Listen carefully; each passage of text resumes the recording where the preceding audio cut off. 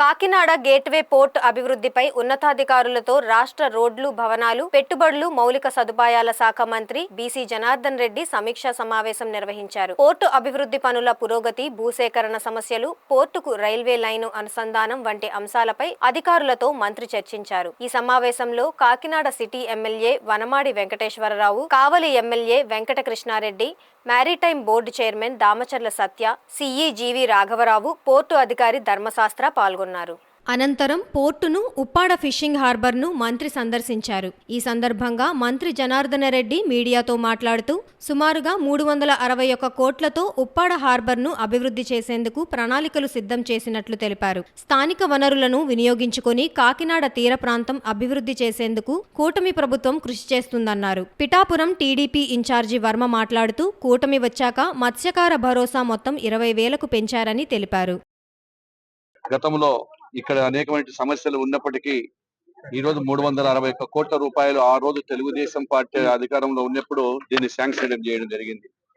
గత 5 సంవత్సరాల కాలంలో కూడా అనేకమైన ఇబ్బందులు, దాని వలన అనేక కారణాల వలన ఈ యొక్క టైం దాటిపోయిన తర్వాత మళ్ళీ ఎవరైతే సబ్ కాంట్రాక్టర్ ఉండేటువంటి కావ్య కృష్ణారెడ్డి గారు పట్టుదలతో ఈ రోజు ఎటువంటి పరిస్థితుల్లో ఇక్కడ ఉప్పాడలో దీన్ని కంప్లీట్ చేయాలని చెప్పి గౌరవ ముఖ్యమంత్రి గారి ఆదేశాలు, అదే విధంగా ఉప ముఖ్యమంత్రి గారు, అదే విధంగా వర్మ గారు, వీళ్ళందరూ కూడా ఈ ఫిషర్మెన్ వాళ్ళందరికీ కూడా దీన్ని అంకితం చేయాలనేటువంటి ఉద్దేశంతో ఈ రోజు రావడం జరిగింది. ఇక్కడ చూడడానికి ఇక్కడికి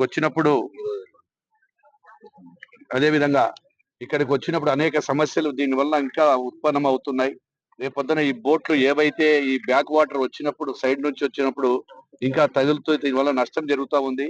కాబట్టి డిజైన్ లో కొన్ని లోపాలు ఉన్నాయి. గతంలో చేసిన డిజైన్లు ఎందుకంటే లోపాలు ఇది ఎక్కడో చేసింది కాదు, కానీ దాదాపుగా ఇక్కడ ఉండే వాతావరణం వలన కొత్తగా ఇప్పుడు ఆ వాతావరణం ఫ్లడ్స్ అంతా కూడా ఫోర్స్ లో రావడం వల్ల కొన్ని ఇబ్బందులు ఎదురవుతా ఉన్నాయి. ఇప్పుడే మా సిఇఓ గారు కూడా చూడడం జరిగింది.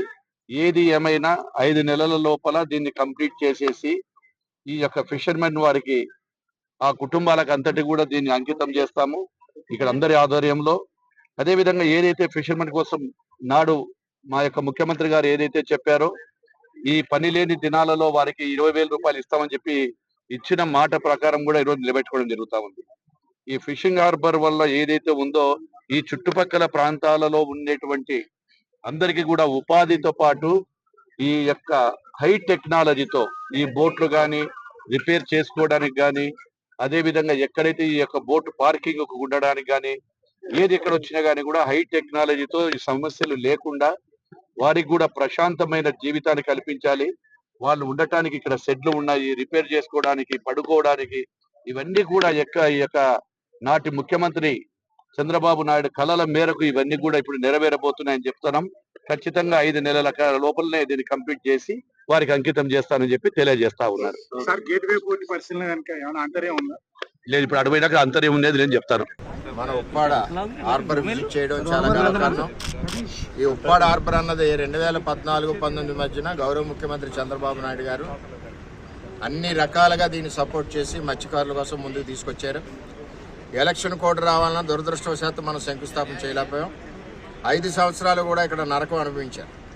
మళ్ళీ మన కూటమి ప్రభుత్వం వచ్చాక చంద్రబాబు నాయుడు గారు, అదేవిధంగా పవన్ కళ్యాణ్ గారు, మోడీ గారు కూటమి ప్రభుత్వం వచ్చాక దీన్ని స్పీడప్ చేసి మరి ఈరోజు 80% ముందుకు తీసుకెళ్లారు. అన్నింటికంటే ముఖ్యంగా యువగలం పాదయాత్రలో నారా లోకేష్ గారు మరి మన మత్స్యకారుల మీటింగ్లో, తుని పిఠాపురం నియోజకవర్గ అద్దరపేటలో మత్స్యకారు మీటింగ్లో ఎట్టి పరిస్థితుల్లోనే మత్స్యకారులకి హాలిడే పీరియడ్ ఏదైతే ఉందో 2 నెలల్లో 10,000 నుంచి 20,000 ఇస్తామని చెప్పి 10,000 నుంచి పెంచుతామని చెప్పి ఆ రోజు నారా లోకేష్ గారు తెలియజేయడం జరిగింది, హామీ ఇవ్వడం జరిగింది యువగలం పాదయాత్రలో. అదే మళ్ళీ తిరిగి మేనిఫెస్టోలో పెట్టి ఈరోజు కూటమి ప్రభుత్వం 20,000 మత్స్యకారులకు ఇవ్వడం చాలా ఆనందదాయకం.